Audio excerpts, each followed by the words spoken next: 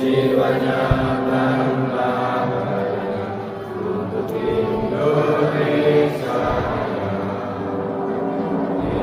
Indonesia yang merdeka, merdeka karena bulanmu yang suci. Indonesia yang merdeka, merdeka hiduplah Indonesia Raya. Indonesia Raya merdeka, merdeka karena bulanmu yang suci. Indonesia Raya merdeka, merdeka hiduplah Indonesia Raya. Pancasila satu ketuhanan yang Maha Esa, dua kemanusiaan dan tiga persatuan Indonesia, empat kerajaan dipimpin oleh lima kebijaksanaan dalam kemusyawaratan kebangsaan, lima keadilan sosial bagi seluruh rakyat Indonesia, dan mulai ekonomi baru menjadi budaya dan kepala manusia.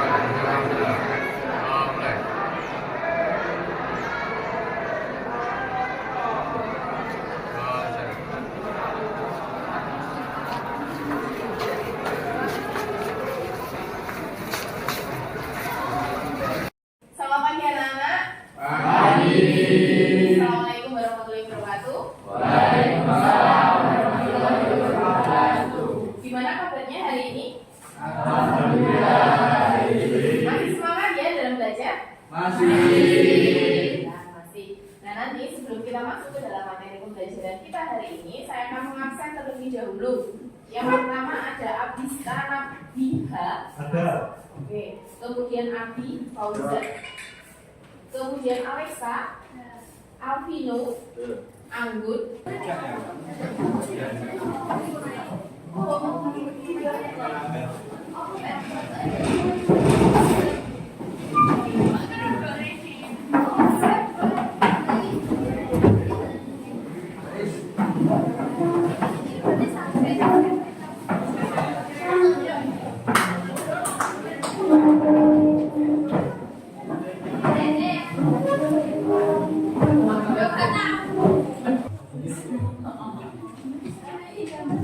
Oke, sudah dibagi dalam kelompok anak-anak?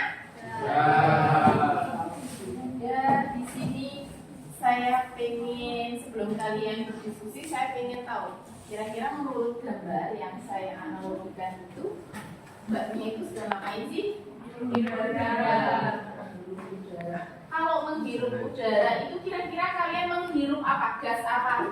Oksigen. Kemudian mengeluarkan gas karbon dioksida.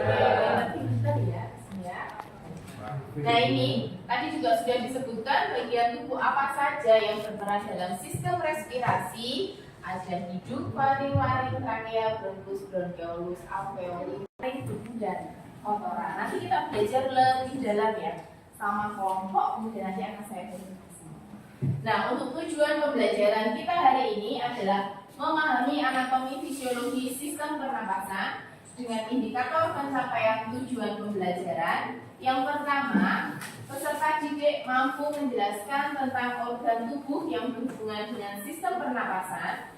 Yang kedua, peserta didik mampu melaksanakan pemeriksaan fisik sistem pernapasan. Dan yang terakhir, peserta didik mampu menyimpulkan gangguan pada sistem pernapasan. Untuk kegiatan kita hari ini adalah modelnya problem based learning. Jadi model pembelajaran yang akan kalian lakukan nanti adalah berbasis masalah. Jadi nanti saya akan membuatkan kasus, kemudian nanti kalian membaca, kemudian nanti kalian akan menganalisa dalam kelompok-kelompok. Nah, tadi kalian juga sudah saya bagi menjadi kelompok 3 sesuai dengan daya belajarnya kalian. Ada yang kelompok auditori, visual, dan kinestetik. Ya. Dalam model problem based learning ini saya baginya dalam 3 kelompok besar. Kemudian kalian nanti akan melakukan pengkajian literatur. Jadi kalian akan mencari buku referensi, boleh pakai buku, boleh pakai online, boleh pakai Google Book. Nah, kemudian kalian akan melakukan diskusi kelompok. Setelah kalian selesai melakukan diskusi kelompok, kalian akan maju ke depan untuk melakukan presentasi hasil diskusi. Boleh dibacakan? kasusnya ini, untuk studi kasusnya siapa yang membaca? Ya. Oke, silakan Mas. Pasien Tuan Pi datang ke rumah sakit Jiwa Sejahtera Husada dengan keluhan dyspnea dan pasien tampak memegang torak bagian atas. Dari hasil pengajian yang dilakukan kepada keluarga, pasien sudah dari tadi malam sekitar pukul 11 malam mengalami dyspnea setelah berolahraga futsal. Hasil pemeriksaan fisik saturasi oksigen 90 rr 22 kali per menit, pernafasan tubing hidung plus TD 100 per 80 mm hidrogen, bernafas dengan terang-terangan atau bernafas terasa pendek. Dari pengajian faktor keturunan, ternyata ibu pasien perlu mengalami hal yang sama dengan mempunyai asma. Oke, terima kasih Mas Rizky atas dibacanya studi kasus ini. Nah, di sini untuk kelompok 1 bahan diskusinya boleh dicatat ya, nanti kelompok 1 bahan diskusinya kalian nanti adalah bagian dari organ pernapasan atau organ respirasi dan frekuensi pernapasan.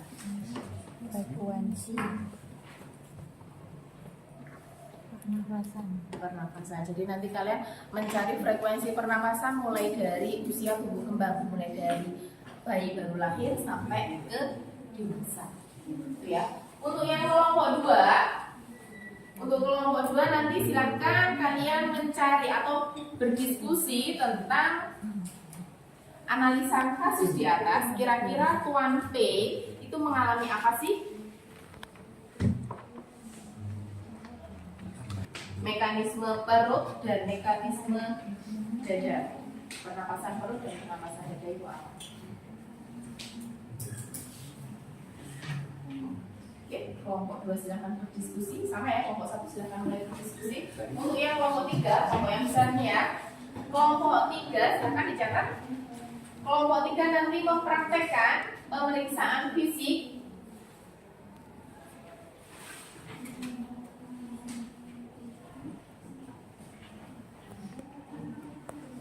pada gangguan sistem pernapasan. Pemeriksaan fisik di organ lain. Nanti pemeriksaan fisiknya di sini juga melalui 4 metode ya. Ada inspeksi, palpasi, auskultasi, dan perkusi. Nanti silakan kalian berdiskusi dengan teman-temannya. Caranya inspeksi itu gimana, caranya auskultasi itu gimana, caranya perkusi itu gimana, caranya auskultasi itu gimana, ya. Silakan mulai berdiskusi. Mencari literaturnya, buka ya literaturnya.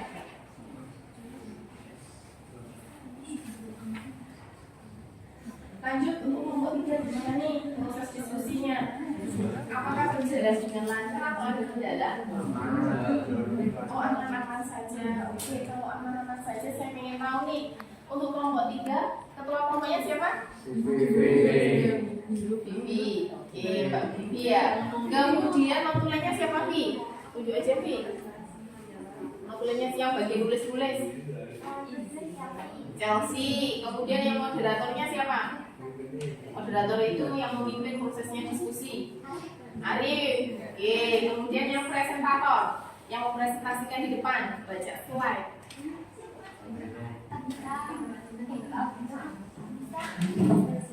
Abista dan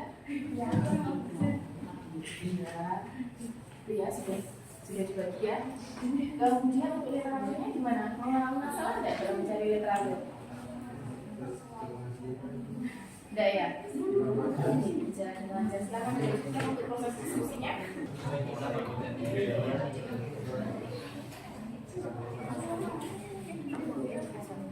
Laring sehingga makanan tidak masuk ke tenggorokan. Sementara itu, pada waktu bernapas, epiglotis akan membuka sehingga udara masuk ke laring lalu menuju tenggorokan. Di bagian bawah epiglotis terdapat tulang rawan tiroid yang membentuk jakun yang lebih tampak pada laki-laki daripada wanita. Selanjutnya, trakea atau Untuk jumlahnya tenggorokan. gimana? Trakea jawabannya. Itu ya, bisa digunakan yaitu tahun terbitnya tahun 2020, benar? Iya. Nanti bisa digunakan. Teman-teman yang di sini juga untuk daftar pustaka jangan lupa dicantumkan. Kemudian pencantumannya untuk daftar pustaka nanti kalian cari literaturnya 5 tahun, minimal 5 tahun ke belakang ya. Jadi mulai tahun 2019 sampai tahun 2024. Kalau kurang dari itu mending jangan dipakai ya. Oke? Oke, selanjutnya kelompok 2 nih. Kelompok 2 gimana? Untuk literaturnya yang kalian gunakan pakai apa? Oh, pakai Google Book. Bisa ditunjukkan ke saya. Buku ya ini ya. Oke, bukunya tahun berapa Mbak keluarnya? Ini 2020. Oke, 2020. Jadi masih bisa digunakan. Setelah itu kalian pakai buku kan? Ya, di buku sama di jurnal sama. Oh, di buku sama di jurnal sama. Oke, bisa nanti kalian kolaborasikan ya. Jadi dipilah jadi satu atau gimana kalian pilih yang mana. Nanti silahkan memulai proses untuk pembuatan slide presentasinya ya.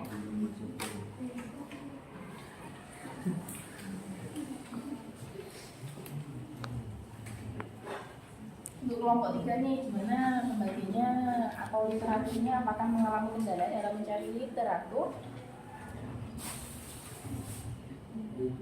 Belum? Boleh ditunjukkan ke saya literatur yang minta coba? Pakai literatur yang tahun berapa ini? Tahun 2016. Oh, 2016. Jadi masih bisa ya Mbak ya? Oke, nanti yang kira-kira untuk pemeriksaan fisiknya mengalami kendala nggak untuk inspeksi, palpasi, auskultasi, perkusi? Belum ya? Aman ya berarti ya? Oke. Nanti bisa dilanjutkan untuk proses pembuatan. Kalian nanti kira-kira mau presentasi pakai apa? PowerPoint? Pakai apa Mbak? Canva atau pakai Microsoft PowerPoint? Canva? Silakan dilanjutkan. Kelompok 2 gimana untuk proses presentasinya? Nanti kalian pakai Canva atau pakai, tadi kan kelompok 3 pakai Canva, kelompok 2 ini pakai apa nih? Pakai video.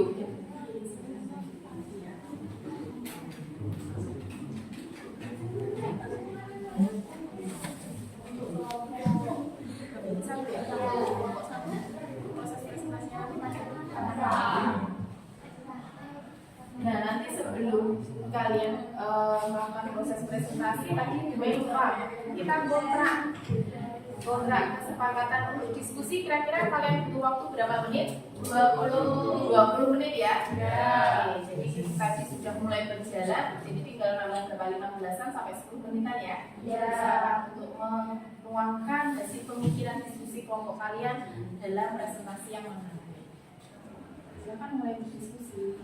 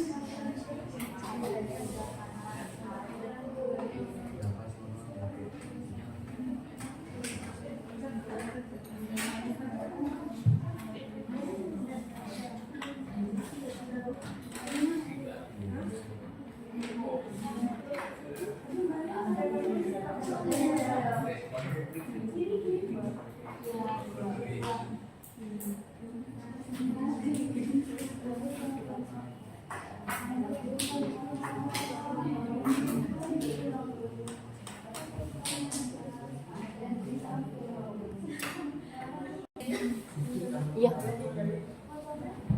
Merah.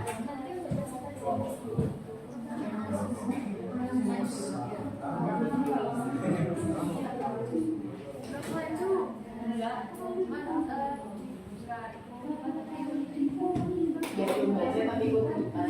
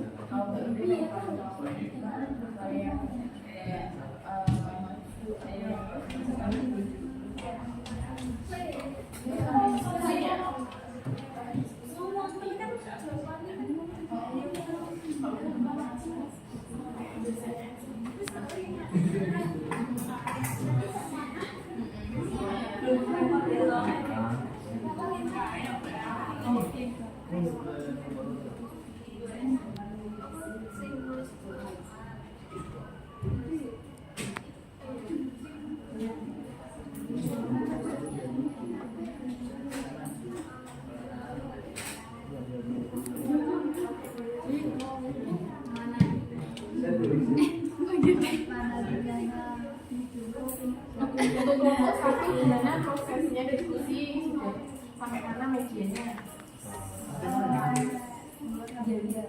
Masih pakai lagu ya. Nanti yang menyanyikan siapa? Semuanya atau salah satu? Semuanya. Jadi nanti maju ke depan semuanya nyanyi bareng-bareng. Ya.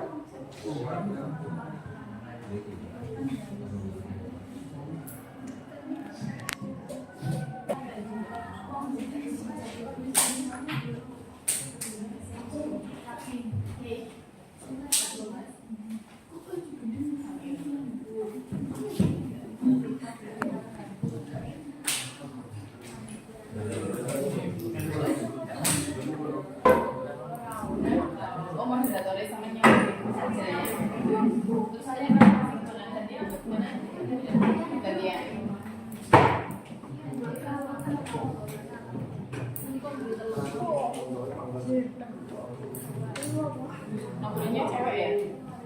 Nomornya dari Mbak Imannya itu. Jadi kalau kelompok. Iya.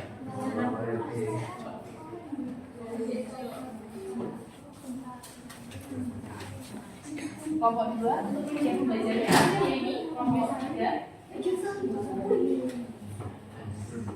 Boleh jadi itu teman-temannya mas-masnya.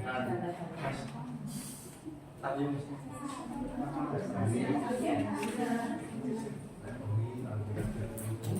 Boleh jadi tentunya.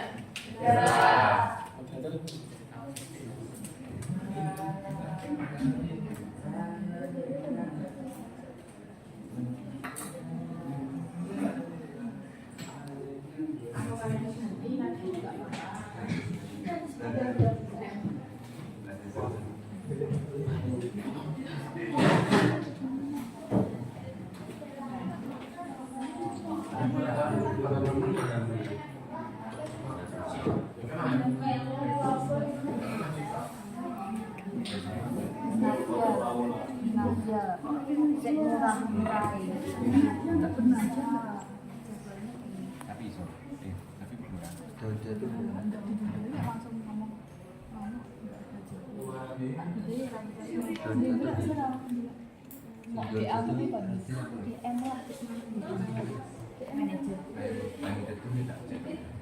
kurang.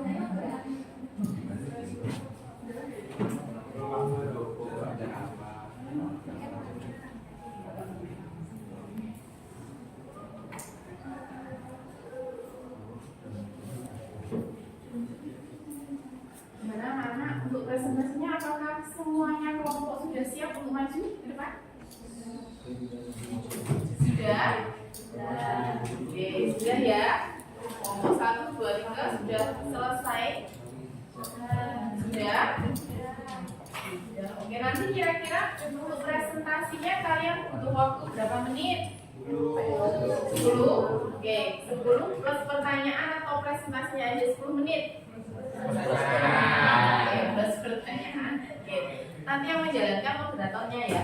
Jadi yang membuat presentasinya kalian nanti hidup atau enggaknya atau datar aja nanti tergantung moderator dari masing-masing kelompok ya.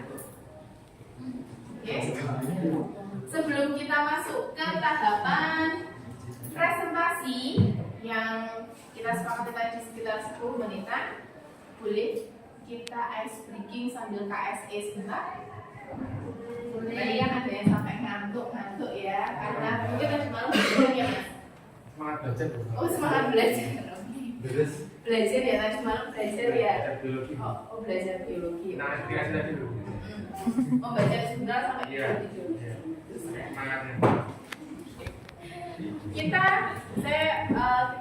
SPG dulu, silakan kalian berdiri sebentar. Boleh cari tempat yang paling nyaman. Seandainya tempatnya yang nggak nyaman, tempatnya yang paling nyaman.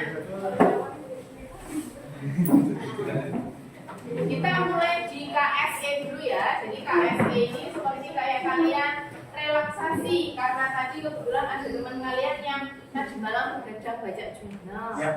Oke. Kita mulai usahakan tempat duduknya bisa buat peregangan tangan. Untuk maju boleh, untuk mundur boleh. Maju ke depan boleh, mundur ke belakang boleh. Maju ke kiri.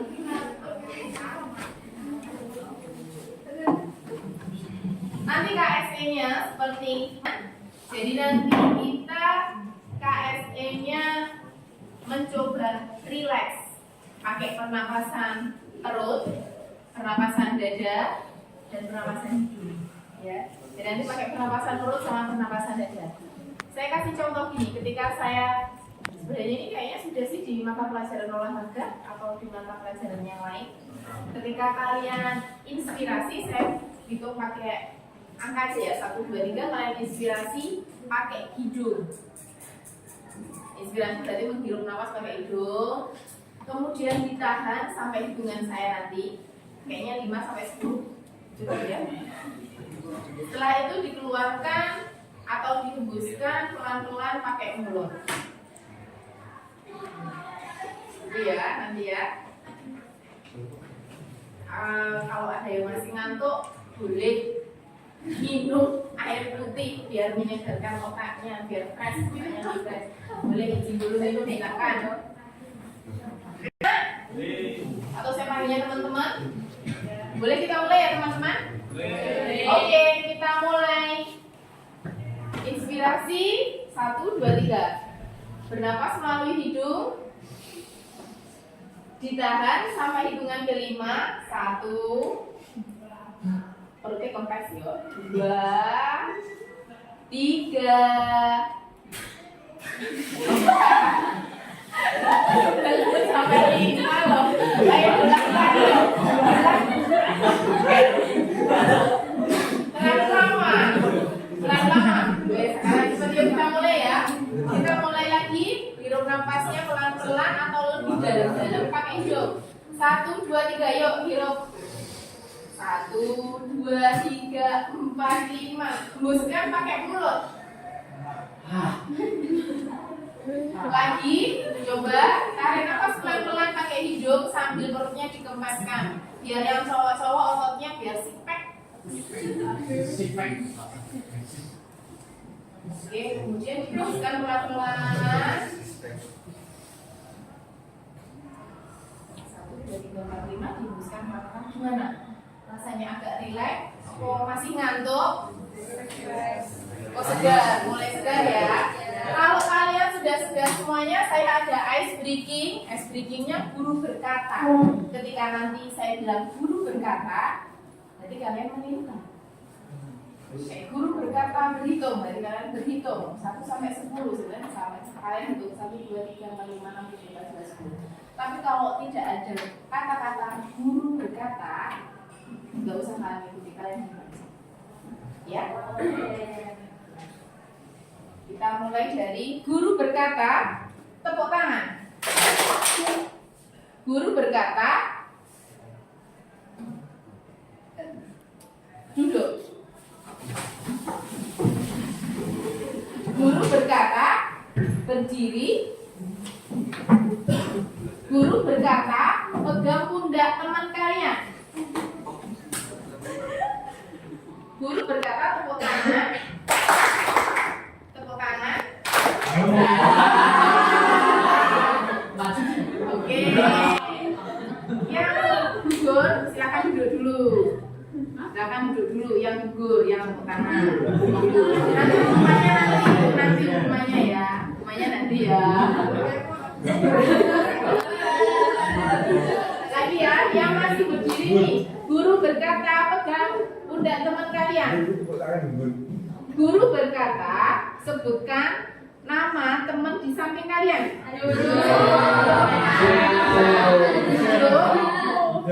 Duduk.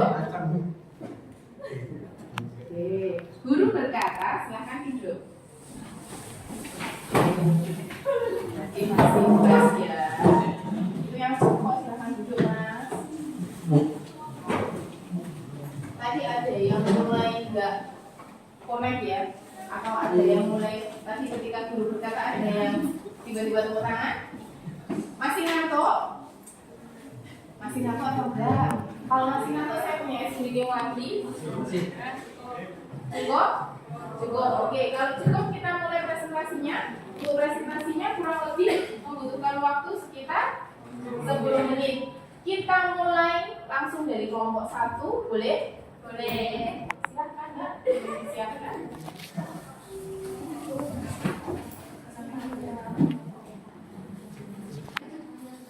Terima kasih yuk. Presentasinya boleh pakai laptop saya.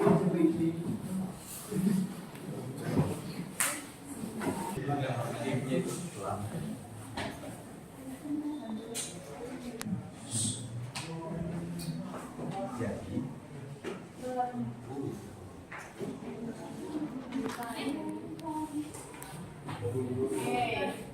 Untuk kelompok 1 silakan. Waktu dan tempat untuk berdiskusi silakan.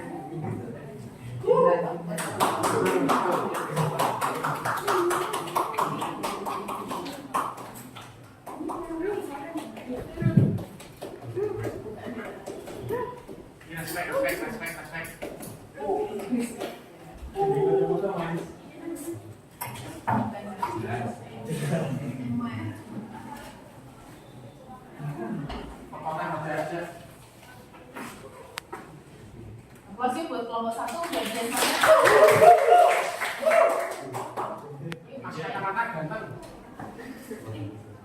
Siapa yang moderatornya tadi? Assalamualaikum warahmatullahi wabarakatuh. Sebelumnya kami dari kelompok 1 ingin mempresentasikan hasil diskusi dari kelompok kami.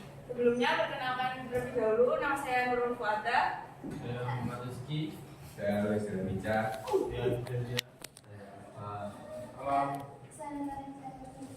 Saya Angga Masari. Saya Alexa Kambuya. Untuk selanjutnya, presentasinya akan dilanjutkan oleh teman-teman saya.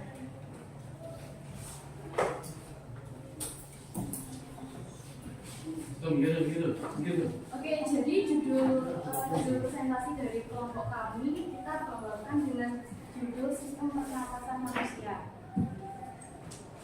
Oke teman-teman, sebelum kita memulai presentasi hari ini supaya kita lebih fresh, otaknya lebih fresh karena kita ada beberapa lagu yang mungkin nantinya bisa membuat otak kalian fresh. Jadi nanti waktu presentasi materinya bisa masuk ke dalam otak. Jadi ini lagunya itu kita gunakan liriknya itu lagu dari Caca Marica. Mungkin di sini teman-teman udah banyak yang tahu ya lagunya Caca Marica. Ya lagunya yang gimana Kak Rizky? Bisa dikenal. Untuk lagu Caca Marica itu lagunya Mana di mana anak kambing saya. Oh, yang itu. Ya, Iya. Oke, nanti kalau semisal menyanyikan bisa dicontohkan dulu ya, kayak Contohnya gimana, Kak? bisa dicontohkan, contohnya itu seperti liriknya sudah tertulis di sini. Ya, contohnya Contohnya 1, 2, 3. Hidung paling-paling, hidung bernapasan. Lanjut ke bawah, bronkus bronkiolus. Pertukaran gas ada di alveolus. Paru-paru dibagi, paru-paru dibagi. 3 di kanan Dan 2 di kiri. sudah ya, sudah dicontohkan, jadi sudah ada gambaran. Sekali lagi. Oh ya, sekali lagi kita nyanyi bareng-bareng aja ya. Oke, 1, 2, 3. Hidung paling-paling, hidung bernapasan. Lanjut ke bawah, bronkus bronkiolus. Pertukaran gas ada di alveolus. Paru-paru dibagi, paru-paru dibagi. 3 di kanan dan 2 di kiri. Oke, sudah bisa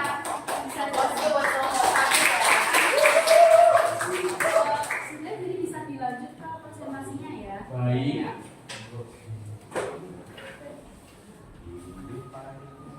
Oke, jadi sebelumnya kita harus tahu dulu nih apa sih pengertian dari sistem pernapasan. Jadi sistem pernapasan atau sistem respirasi adalah sistem organ yang digunakan untuk pertukaran gas. Jadi kalau semisal kalian menghirup udara itu yang masuk adalah oksigen. Ketika kalian menghembuskan itu yang keluar adalah karbon dioksida. Lalu sistem pernapasan umumnya termasuk saluran yang digunakan untuk membawa udara ke paru-paru di mana terjadi pertukaran gas.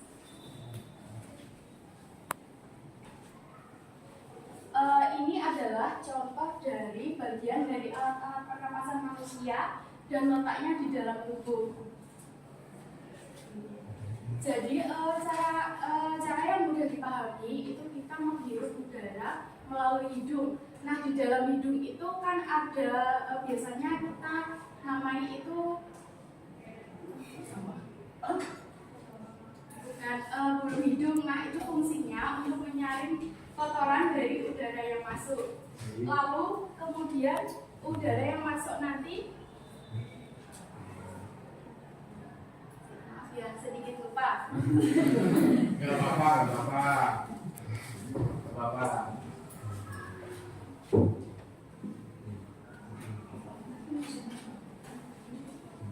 Gak apa-apa.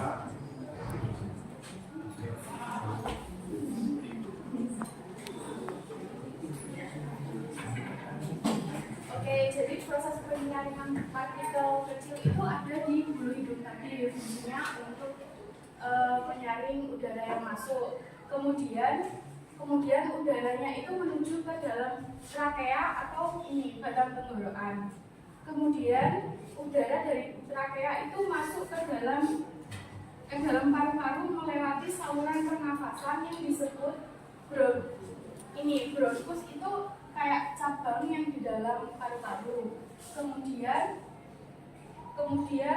bronkus itu melewati saluran bronkiolus juga. Nah ini yang ada di ujung itu namanya bronkiolus. Kemudian yang terakhir itu ada di alveolus.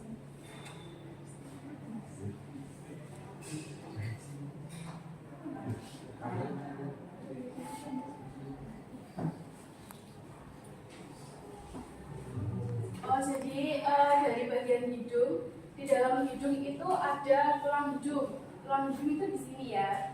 Itu namanya tulang hidung. Kemudian ada syaraf pembahu atau biasa disebut olfaktori. Kemudian ada serabut saraf ke otak. Kemudian ada lendir, silvia saraf pembahu. Jadi untuk rongga hidung itu termasuk alat pernapasan pada manusia yang paling luar. Karena kita bisa lihat sendiri ya, bisa lihat hidung di sini.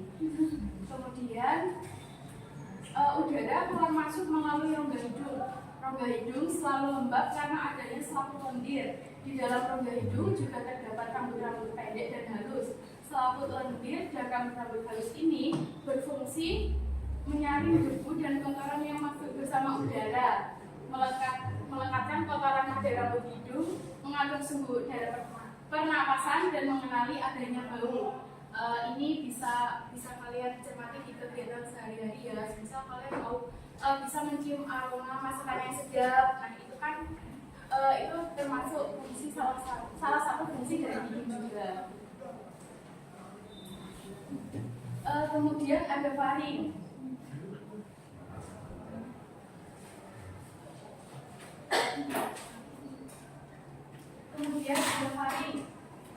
Dibagi menjadi nasofaring, orofaring, dan laryngofaring.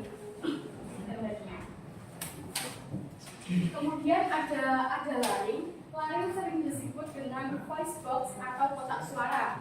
Fungsi utama laring adalah untuk pembentukan suara sebagai proteksi jalan napas bawah dari benda asing dan untuk memfasilitasi proses terjadinya batuk.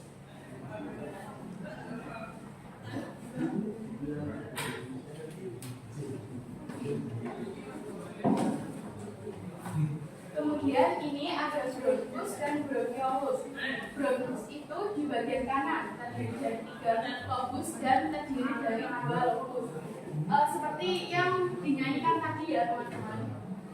Kemudian ada bronkiolus tersusun dari kelenjar submucosa yang memproduksi lendir untuk melapisi jalan napas.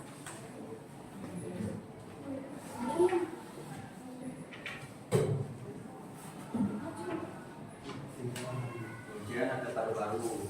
Paru-paru terletak pada rongga dada, berbentuk perutut yang ujungnya berada di atas tulang iga pertama dan dasarnya berada di diafragma. Paru-paru kanan dan kiri dipisahkan oleh ruang yang disebut mediastinum. Alveolus. Alveolus menyerupai serangkai buah anggur dan sel-selnya bersifat lentur. Kantong-kantong ini bersifat lentur karena dilumasi satu zat yang disebut surfaktan. Alveolus berjumlah 600 juta sehingga dapat memperluas permukaan paru-paru. Alveolus terdiri atas satu lapis sel epitelium tipis dan disinilah darah hampir langsung bersentuhan dengan udara yang berperan penting dalam pertukaran gas CO2 dari udara bebas ke sel-sel darah dan CO2 dari sel-sel darah ke udara.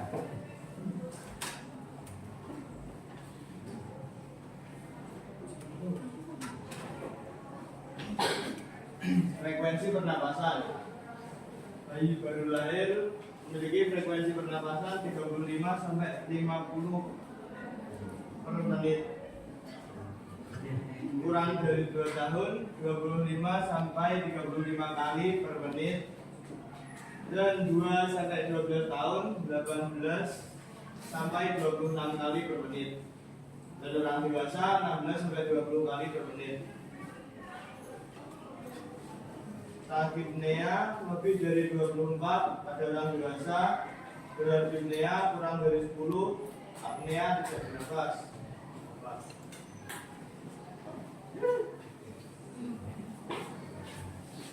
Oke, jadi sebelum kita tutup presentasinya, mungkin dari teman-teman ada yang ingin bertanya terkait materi yang dipresentasikan. Silakan. Perkenalkan, nama saya Haikal dari Suara. Di sini saya mau bertanya, dalam sistem pernapasan bagian apa yang berperan juga dalam sistem pencernaan? Baik, sebentar saya tampung dulu ya. Ya, terus yang lainnya apa ada yang pertanyaan? Saya Indah Purnama Bulan ingin bertanya, kapan bernapas lewat mulut yang diperlukan dan ada berapa kondisi di mana bernapas lewat mulut diperlukan?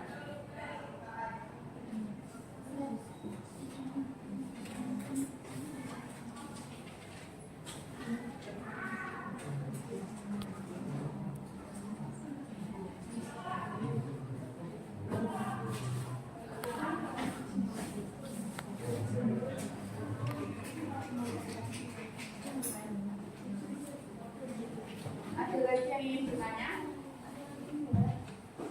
Kapan bernapas lewat mulut diperlukan? Kapan bernapas lewat mulut diperlukan? Oke, berarti tadi sama kayak Intan ya pertanyaannya.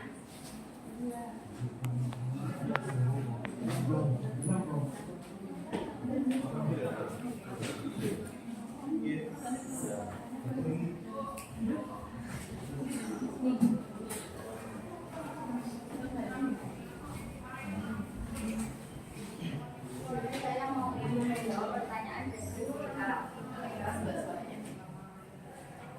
dalam sistem pernafasan, bagian apa yang berperan juga dalam sistem pencernaan? Itu ya pertanyaannya. Laring adalah saluran perantara untuk membantu sistem pernafasan dan sistem pencernaan berjalan dengan baik. Perlu diketahui, faring merupakan istilah medis dari tenggorokan. Faring dimulai dari bagian belakang rongga hidung yang terhubung ke bagian belakang mulut. Iya.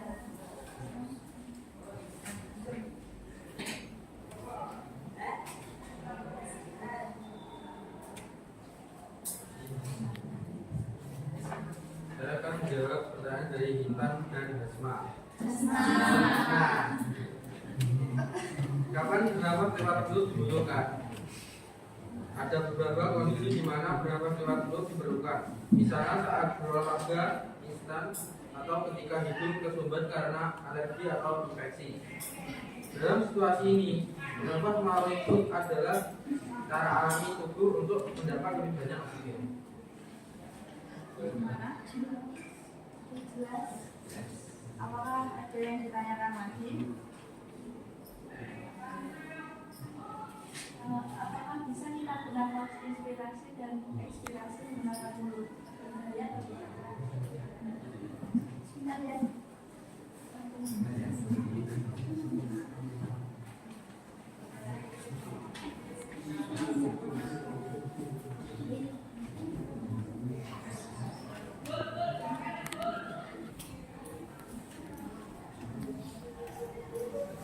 Saya akan menjawab pertanyaan dari saya. Yang bertanya tadi, apakah bisa kita bernapas inspirasi dan ekspirasi menggunakan mulut? Itu berbahaya. Kita bisa bernapas menggunakan mulut, baik untuk inspirasi atau menghirup udara, maupun ekspirasi, yaitu menghembuskan udara. Namun, bernapas melalui mulut secara terus-menerus dapat membawa beberapa risiko, terutama jika menjadi kebiasaan. Berikut beberapa dampaknya. Yang pertama, pengurangan kualitas udara. Hidung memiliki fungsi menyaring, menghangatkan, dan melembabkan udara yang kita hirup. Bernapas melalui mulut tidak menyediakan perlindungan yang sama, sehingga tubuh alergen dan mikroorganisme lebih mudah masuk ke paru-paru. Yang kedua, gangguan tidur. Orang yang sering bernafas melalui mulut, terutama saat tidur, lebih berisiko mengalami gangguan tidur seperti sleep apnea atau mendengkur. Yang ketiga, kekeringan mulut. Mulut akan lebih cepat karena tidak ada sistem kelembapan seperti pada hidung. Ini bisa menyebabkan masalah pada gigi dan gusi, seperti kerusakan gigi dan radang gusi. Yang terakhir, masalah pernapasan jangka panjang. Jika bernapas melalui mulut menjadi kebiasaan, terutama pada anak-anak, ini dapat mempengaruhi perkembangan rahang dan gigi serta pori wajah.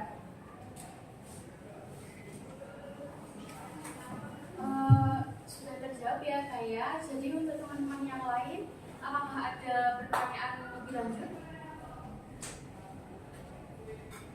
Baik, sudah tidak ada ya. Kami tutup presentasinya. Mohon maaf bila ada salah kata. Wassalamualaikum warahmatullahi wabarakatuh.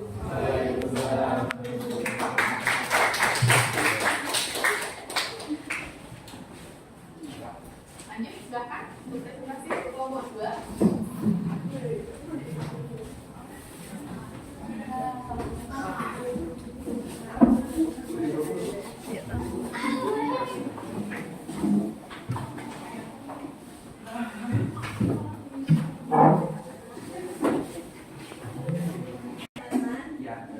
Assalamualaikum warahmatullahi wabarakatuh. Waalaikumsalam warahmatullahi wabarakatuh. Kami dari kelompok 2 ingin mempresentasikan tentang analisis faktor penyebab dalam kasus tuan P yang dijelaskan Bu Mei tadi, serta pernapasan perut dan lidah. Sebelumnya izin perkenalan, saya Ihsan Mulan. Ini teman-teman saya. Saya Adi Wahid Zainti. Saya Syasya.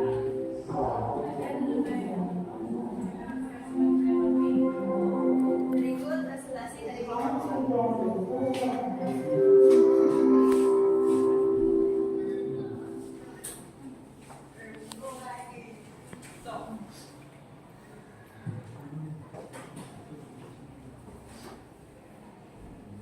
Dari kelompok kami izin presentasi dari kata-kata yang ingin dibicarakan. Jadi di sini KPT kami menjelaskan tentang dispenia, sesak nafas dan orang napasan cuping hidung saat terjadi sesak nafas, maka hidung akan melakukan napas cuping hidung untuk memaksimalkan jumlah udara yang masuk ke paru-paru. Hal ini bisa terlihat dengan cuping hidung yang bagus. Ini contohkan pada mereka. Jadi hidungnya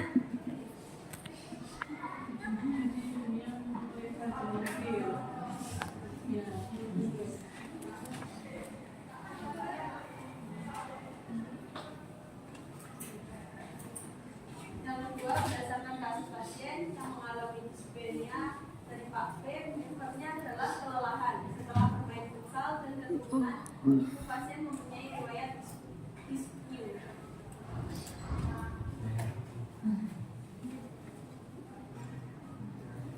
Dapat respirasi sistem.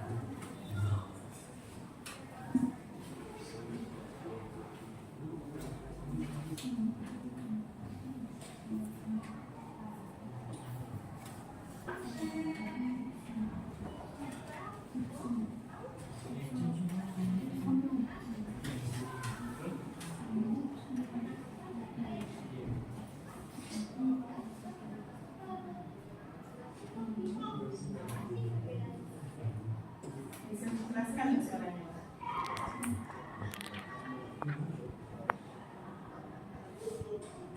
Gangguan udara terjadi saat otot atau rusuk berkontraksi atau mengerut, sehingga tulang rusuk rapat ke atas menyebabkan rongga dada dan paru-paru membesar. Oh begitu, berarti pengeluaran udara terjadi saat otot asal rusuk berelaksasi atau mengendut. Saat itu, tulang rusuk turun ke posisi semula, menyebabkan rongga dada dan paru-paru dikecilkan. Ya, benar sekali. Lalu menurut kamu, bagaimana dengan pernapasan perut kita ulang? Aku belum yakin banget sih, Vivo. Jelasin dong. tersebut terjadi karena gerakan otot diafragma yang hidup serta membatasi antara rongga dada dan rongga perut. Pengambilan udara terjadi saat otot diafragma berkontraksi. Posisi diafragma mendatar menyebabkan rongga dada dan paru-paru membesar. Berarti pengeluaran udara terjadi saat otot diafragma berkontraksi. Posisi diafragma bertumbuh ke atas, lalu menyebabkan rongga dada dan paru-paru mengecil. You're right, Bula.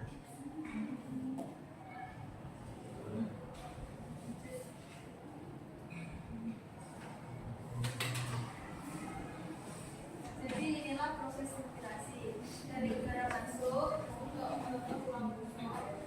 Ini tulang rusuk, tulang dada, paru-paru, dan inilah otot diafragma. Ini dinamakan rangkaian inspirasi. Jadi proses inspirasi adalah posisi dari persiapan oksigen dari luar ke dalam paru-paru. Bila otot diafragma berkontraksi, maka diafragmanya akan datar. Pada waktu inspirasi maksimum, otot antar tulang rusuk berkontribusi sehingga tulang rusuk terangkat, keadaan ini akan menambahnya besar berbeda.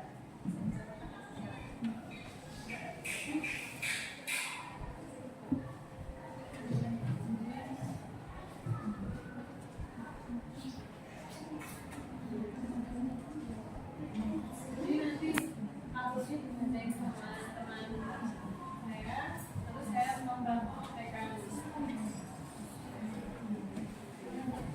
Dipraktekkan mahasiswa ya, mekanisme melakukan dada dan perut. Jadi pelakukan dada itu yang pertama ada udara di lewat hidung. Lalu yang kedua, otot antara tulang rusuk berkontraksi. Lalu yang ketiga, tulang rusuk terangkat. Lalu yang keempat, rongga dada mengembang. Lalu yang kelima, paru-paru membesar dan tekanan udara di dalam paru-paru semakin rendah. Yang keenam, udara dari luar masuk. Yang ketujuh, saat membuang nafas, otot antara tulang rusuk akan relaksasi. Yang berikutnya adalah pernapasan perut. Yang pertama, otot diafragma berkontraksi. Lalu yang kedua, volume rongga dada membesar sehingga tekanan udaranya mengecil. Lalu yang ketiga, paru-paru mengembang dan mengakibatkan tekanan udara lebih kecil dari tekanan udara atmosfer. Yang keempat, udara pun bisa masuk.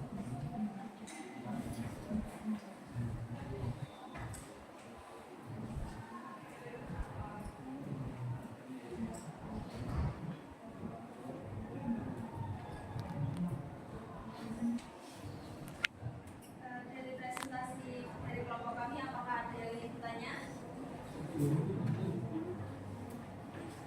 Silakan boleh ditanya mas-masnya. Baik.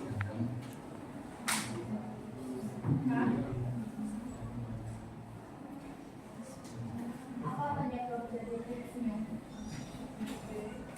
Kata menurut pacarnya temanya. Menurut kelompok pasien, saya kelompok itu mengalami masalah kesehatan apa?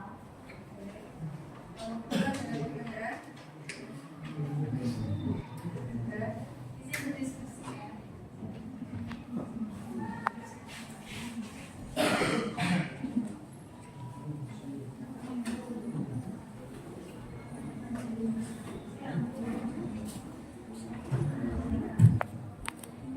Penyebab dari flu itu dapat disebabkan oleh berbagai kondisi seperti masalah pernafasan, asma, bronkitis, PPOK, infeksi paru-paru, lalu masalah jantung, gagal jantung, serangan jantung, dan aritma, atau kondisi lain seperti anemia, obesitas, dehidrasi, dan reaksi alergi.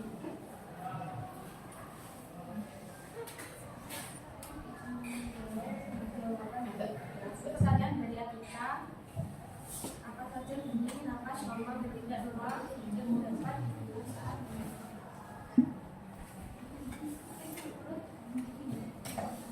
kelompok pasien sesuai kasus itu mengalami masalah kesehatan apa sesuai dengan tanda seperti pasien mengalami asma.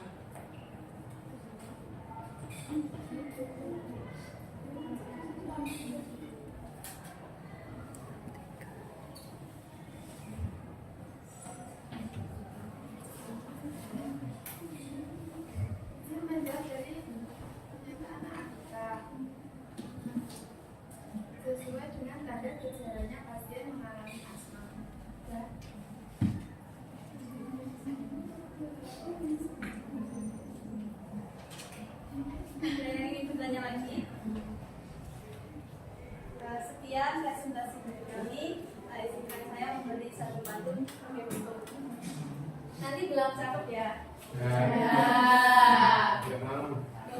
Terus mau.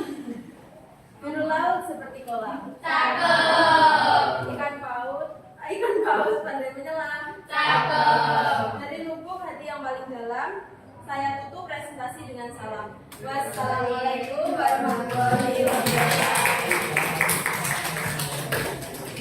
Menarik sekali ya presentasinya, ada malunya. Terakhir yuk kelompok 3. Baiknya.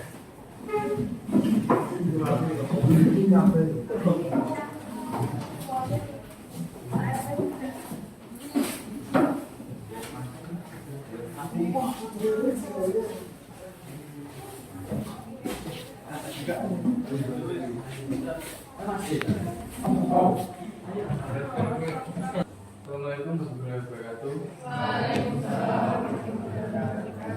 Perkenalkan di kelompok 3 akan mempresentasikan tentang pemeriksaan fisik terkait dengan kondisi perawatan. Sebelum dimulai kita kenalan dulu. Nama saya Bisa Cinta. Nama saya Ika Baja Kansia. Saya Bisa.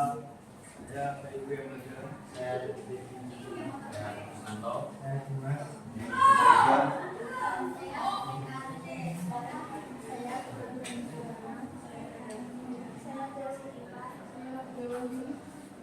Oke, sebelum kita mulai, kita mau minta waktu sebentar ya.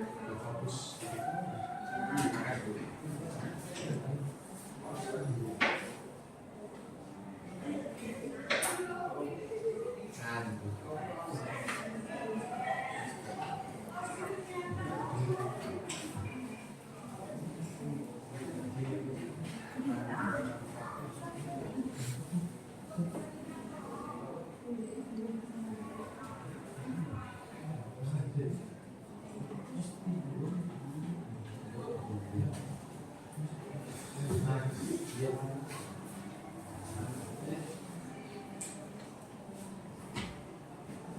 Yang pertama yaitu nafas. Sistem pernafasan. Udara yang dihisap melalui hidung atau mulut masuk ke paru-paru dan dikeluarkan kembali dari paru-paru. Yang pertama anatomi dan fisiologi. Kenali yang normal dahulu agar tahu mana yang tidak normal.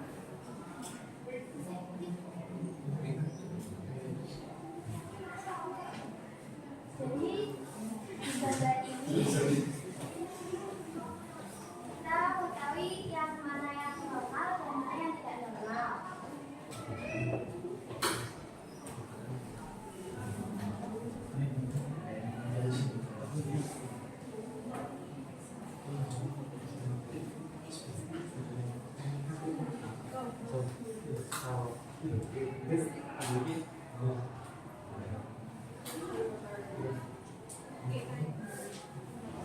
Teknik pasien bisa meninggalkan baju, lalu posisi pasien duduk, berdiri atau berbaring. Berikan penjelasan pasien dan catat pemeriksaan dari depan, samping atau belakang.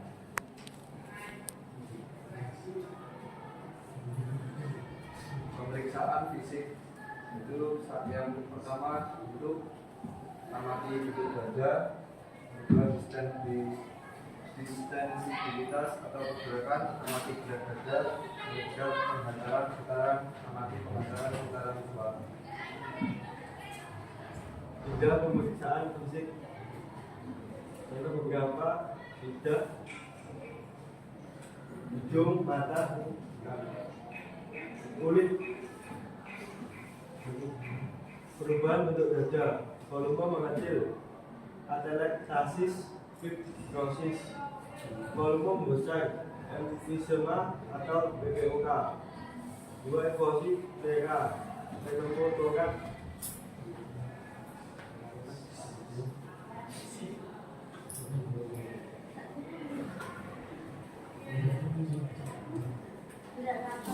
Pemeriksaan fisik pada gejalanya pada pasien. Kalau pasien tidak nafas yang pertama, akan berbuat telapak tangan pada bagian depan. Kedua, pemeriksaan berdiri di depan pasien, letakkan telapak tangan, rasakan dan bandingkan gerakan nafas kanan dan kiri.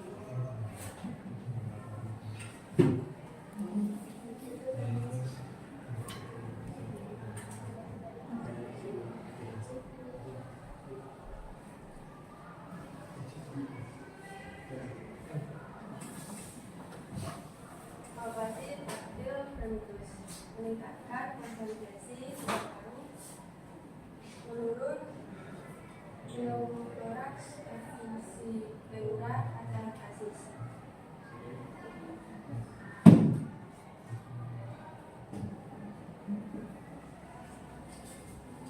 Ada teknik perkusi ada macam A, B, C, dan D. Jadi juga dibuat ada teknik perkusi dapat ganti dapat bukan apa saja. 5 deh. Next.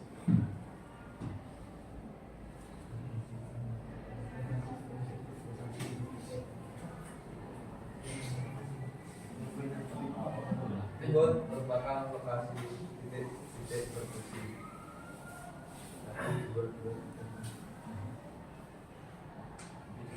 Kira-kira yang digunakan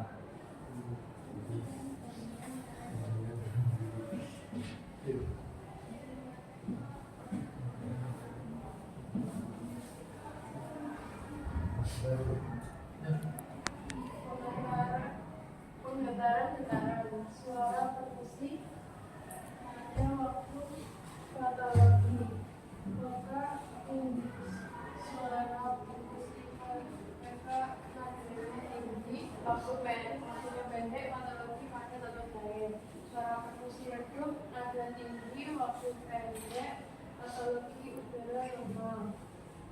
Suara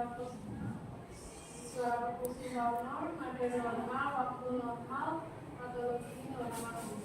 Suara perkusi hiperdisorder, nadanya rendah, waktu panjang, patologi udara normal. Suara perkusi timpani, nada rendah, waktu lama, patologi udara panjang.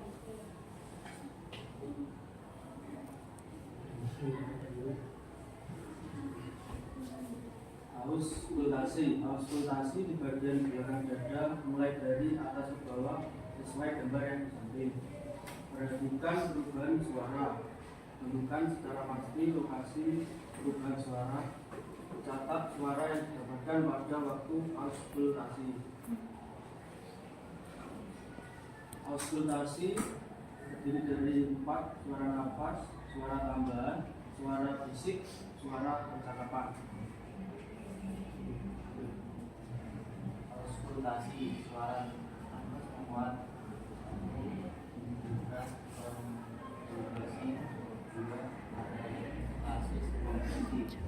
suara nafas menguat,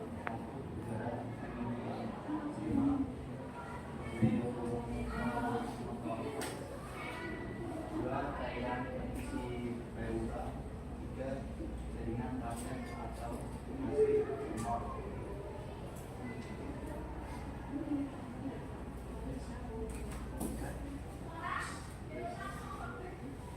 Terima kasih dari bapak kami, mungkin ada yang ingin ditanyakan.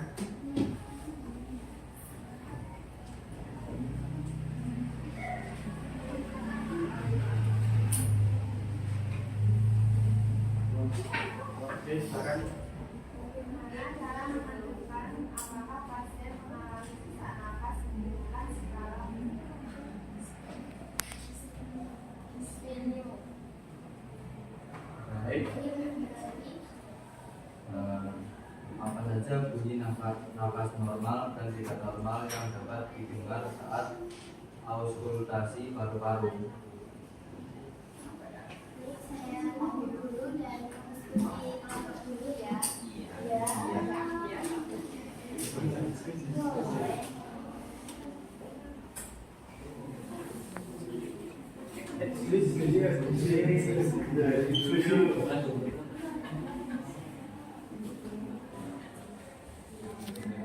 Jawabannya untuk menilai tingkat keparahan sesak nafas berdasarkan observasi klinis dan keterangan pasien. B, Mas. Lanjut deh. B, Mas.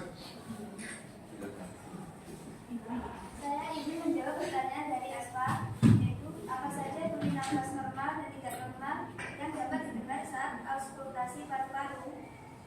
Untuk bunyi nafas normal yaitu ada vesikuler, bronchial, bronkovesikuler. Dan untuk bunyi nafas abnormal ada wheezing, thrush atau breathless, stridor, dan dan benar-benar friction room. Gimana Mbak sama saya bisa jawab? Oke, sekian dari kami. Maaf jika ada salah kata dan mohon maaf. Apa yang sudah Wassalamualaikum warahmatullahi wabarakatuh.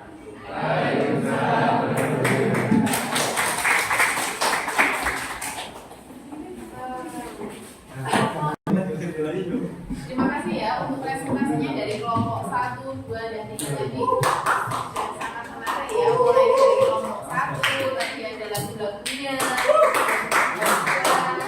Tadi pakai audio, kemudian dari kelompok 3 juga presentasinya sangat menarik ya. Tadi kelompok 2 juga pakai pantun-pantunnya. Nah, tadi kalian juga sudah melakukan verifikasi terhadap kasus yang Bu Mei sampaikan tadi. Ngantuk? lumayan. Kita estimasi sebentar saja ya. Biar nggak ngantuk. Ketika saya bilang 1, tepuknya 1 kali. Kalau 2, 2 kali. 3, tidak tepuk. Ya. Apa? 1 itu tepuknya 1 kali, kalau 2, 2 kali, kalau 3 tidak tepuk. Oke, kita mulai dari 3. 1, 2, 3. 1, 3, 2, 1, 3, 2, 2, 3. Oke, konsentrasi.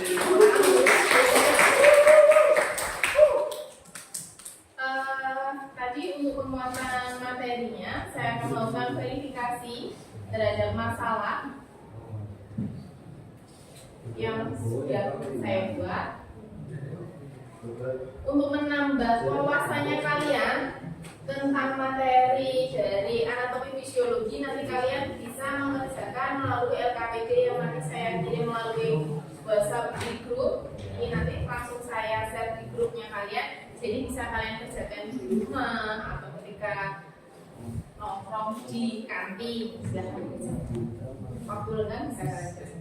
Kemudian saya akan melakukan verifikasi sesuai dengan kasus dari kelompok 1 tadi. Bagian organ dari respirasi ada hidung, faring, trachea, bronkus, dan bronchiolus. Kemudian ada paru-paru dan alveolus. Kemudian untuk yang kelompok 2, faktor penyebab pasien penyebabnya adalah dipsium. Untuk masalah diagnosa medisnya kita pakai diagnosa medisnya asma. Kalau diagnosa perawatannya kita pakai dipsium. Kemudian untuk pemeriksaan fisik dari respirasi ada inspeksi atau melihat, palpasi meraba, perkusi dengan diketuk, kemudian auskultasi tadi pakai alat bantu. Contohnya untuk pernapasan kita pakai alat bantu stetoskop, ya. Apakah ini perlu ada yang kita diskusikan dari verifikasi kasusnya? Belum ya? Selanjut, tadi untuk sistem respirasi sudah dijelaskan juga oleh kelompok 2 ya. Kelompok 2, kelompok 1 ya. Kelompok 1 fungsinya untuk pengambilan oksigen dan pengeluaran metabolisme untuk menjaga metabolisme tubuh. Nah, dari gambar di sini coba perhatikan ilustrasi berikut. Ada yang satu di ruangan memasak pakai ventilasi, kemudian kalau seandainya di ruangan memasak itu tidak ada ventilasi sama sekali, ruangannya tertutup. Kira-kira kalau kalian masak, berarti kalau anak-anak ini sukanya masak apa? Nasi goreng, mie, wes. Mie level 10 ya. Contoh lah, mie level 10. Ruangannya tertutup 3x3 ruangannya. Tidak ada ventilasi. Ketika kalian masak, kira-kira kalian akan ngapain? Sesak. Haji-haji atau enggak bersih-bersih? Enggak, ya. Kemudian kalau kira-kira sampai 5-10 menit kalian disuruh bertahan di situ, kira-kira kuat enggak? Ya enggak mungkin kan kalau meninggal sampai meninggal ya kalau 10 menit. Kalau kalian terus-menerus di situ, bisa nggak kalian pingsan? Bisa. Makanya kalau kita bernafas, kita akan mengeluarkan karbon dioksida menghirup oksigen. Ketika pernapasan itu tidak dilakukan atau tidak dikeluarkan, maka di dalam tubuh dia akan bersifat sebagai toksik atau racun. Nah, ini mengapa kita perlu bernafas? Tujuannya untuk pengeluaran oksigen dan mempertahankan metabolisme kita agar seimbang atau homeostatis.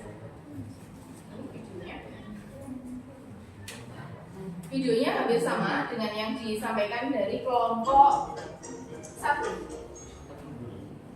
Tahukah kamu, hanya dengan duduk di depan komputer, kamu mengambil napas 12 sampai 15 kali menit. Itu berkat spons terkuat di dunia yang membuatmu tetap hidup. Maksudku, paru-parumu.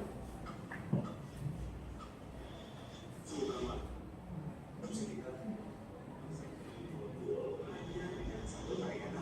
Itu angka 25 yang diikuti oleh 21 angka 0. Ayo lihat seperti apa. Aku akan menunjukkan diri menjadi Niki, si molekul, dan mengajakmu mendekati aku.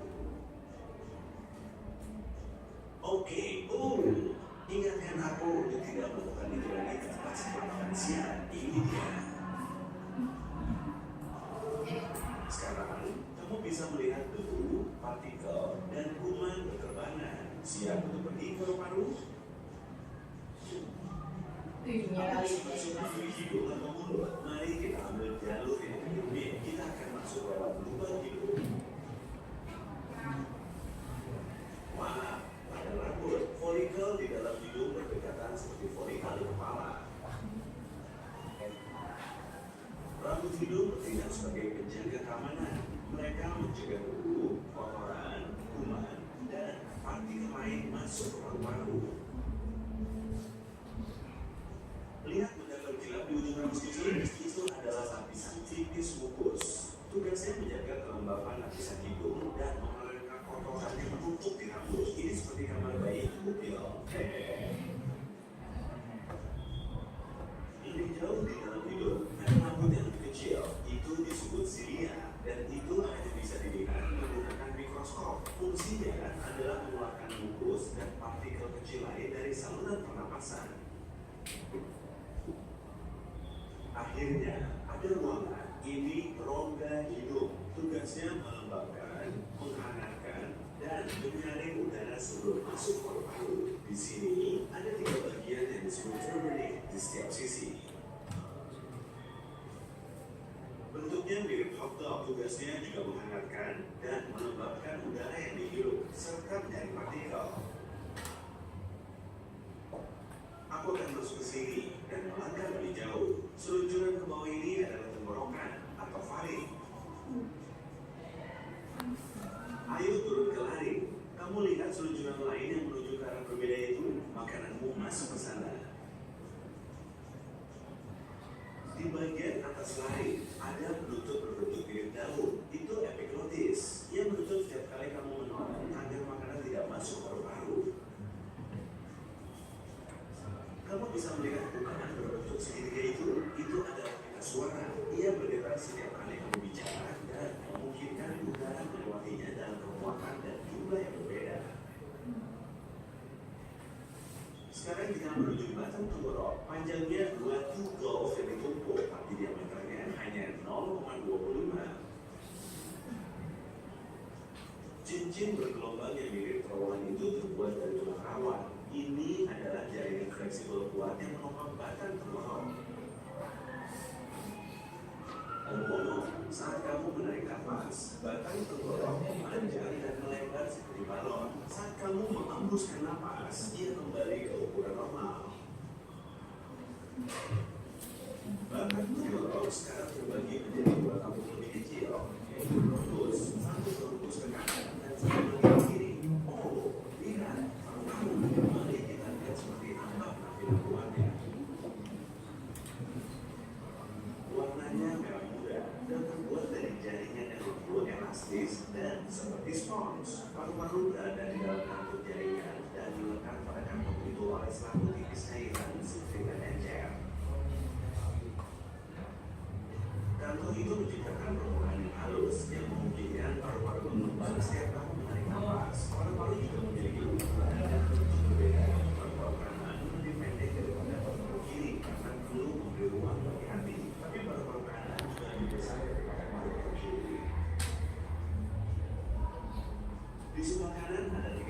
lurus, lobus atas, tengah, dan bawah. Di sebelah kiri hanya ada lobus atas dan bawah. Ada lekukan di paru-paru kiri. Disitulah jantung berdiri. Halo, kamu malu ya?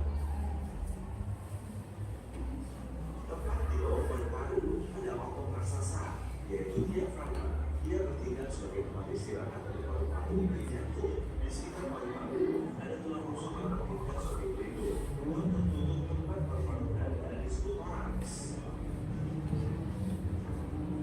Sekarang mari masuk untuk melihat apa yang terjadi. Tempat bronkus mulai masuk paru-paru disebut hilus. Begitu masuk, bronkus memiliki banyak cabang.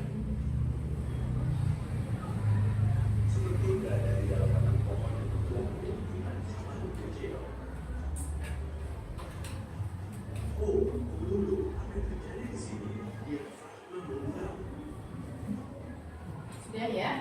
Tadi juga sudah disampaikan dari kelompok 1 hampir sama kalau nyampe materinya. Kemudian di sini saya akan melakukan verifikasi terhadap kasusnya. Ada pernapasan internal sama eksternal. Perbedaannya, kalau pernapasan eksternal disebut dengan pulmonary ventilation. Kemudian untuk pernapasan internal biasanya digunakan untuk pernapasan sel. Organnya tadi juga sudah ada hidung, kemudian ada faring. Untuk kafum nasal ini kalau bahasa kalian sehari-hari namanya rongga hidung ya. Kalau bahasa medisnya nanti kalau ketika kalian PKL, bentar lagi kan kalian PKL nih. Nanti kalau ada yang teman-teman perawat atau teman-teman dari dokter atau teman-teman dari yang lain yang punya kafum nasal, jangan kaget kalau itu adalah rongga hidung. Nah, untuk fungsi hidung tadi juga sudah disebutkan untuk menghangatkan dan melembabkan udara pernapasan. Yang kedua ada faring, dibagi menjadi 3, nasofaring, orofaring, dan laringofaring. Kemudian tonsil. Nah, biasanya untuk tonsil ini ada infeksi di sini namanya tonsilitis. Kalau ini pula tadi yang membuka dan menutup ketika kalian makan sambil, biasanya kan kalau kalian makan sambil ngobrol, kira-kira yang terjadi apa? Keselak, bahasa medisnya tersedak. Gitu ya. Nanti kalau kalian tersedak, biasanya kalau kalian makannya cabai nih, contohnya ada biji cabai. Kira-kira nanti yang keluar melalui hidung itu apa? Tetap biji cabai.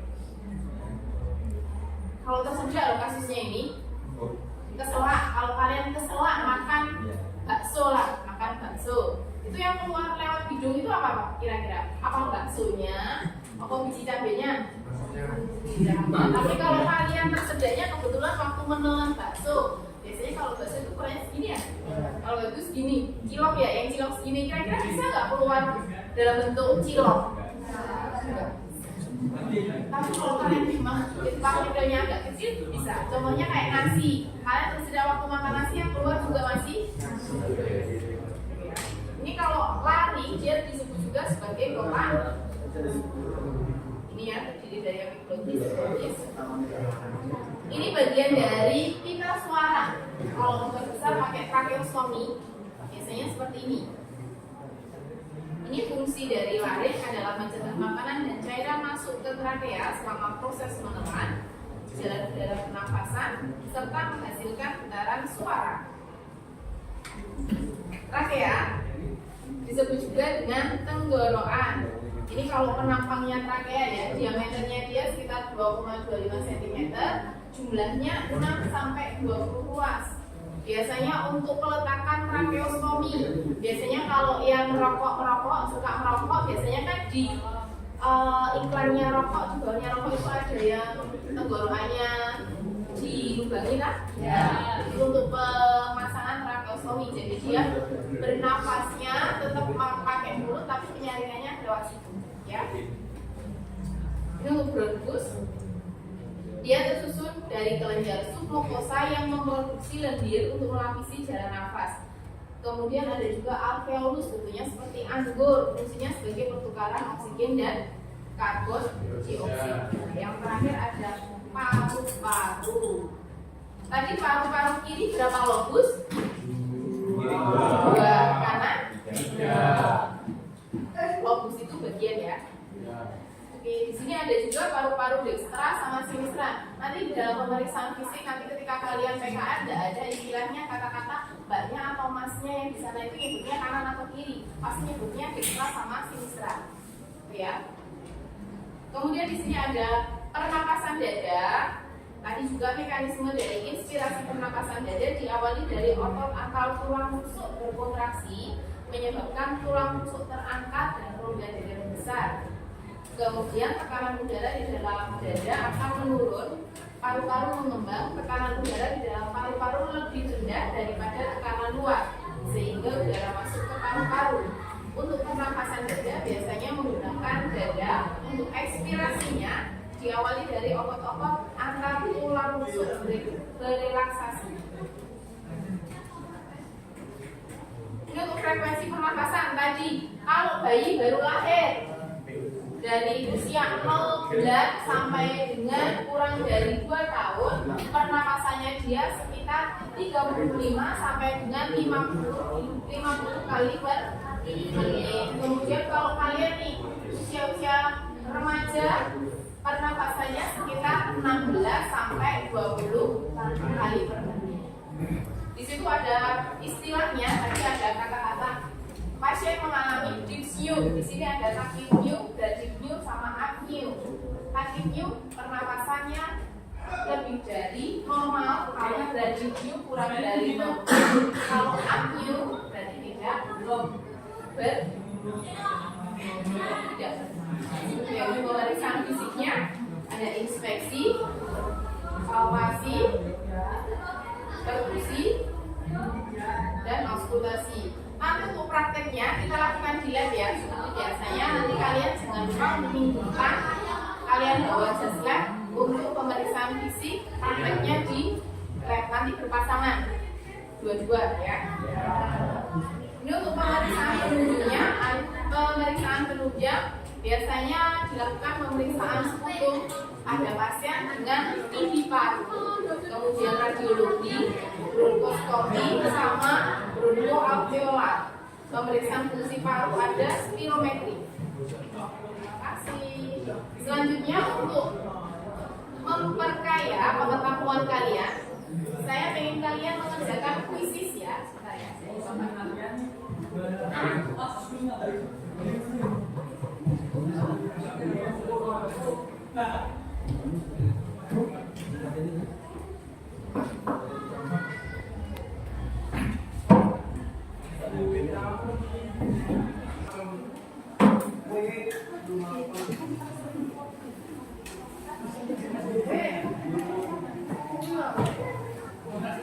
Silakan join kuisisnya. Kodenya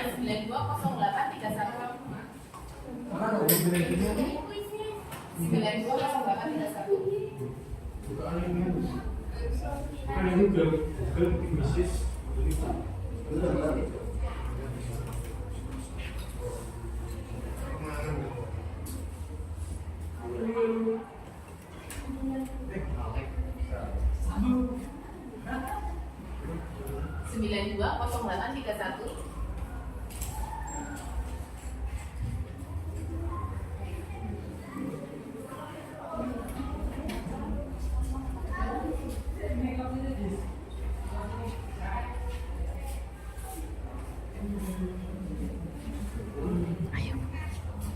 Sudah?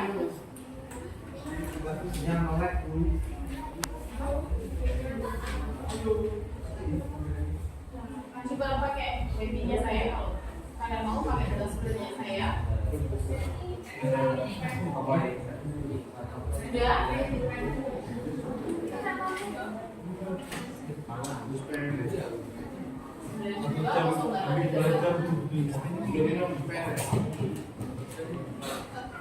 Oke,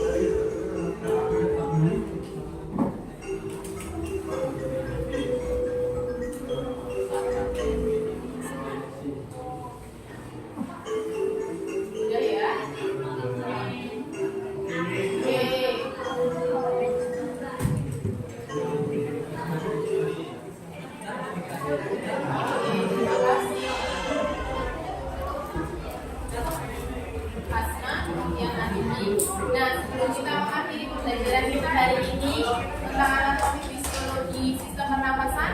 Boleh saya dibantu untuk menyimpulkan pembelajaran kita hari ini, Mbak Nurul?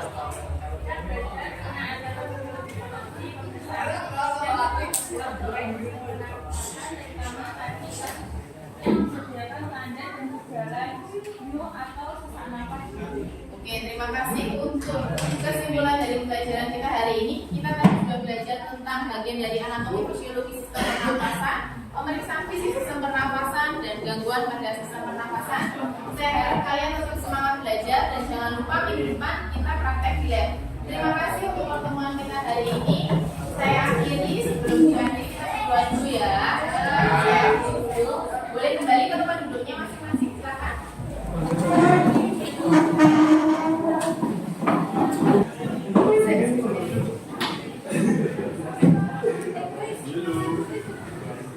Untuk pertemuan kita hari ini, terima kasih. Silakan boleh dipimpin untuk berdoa.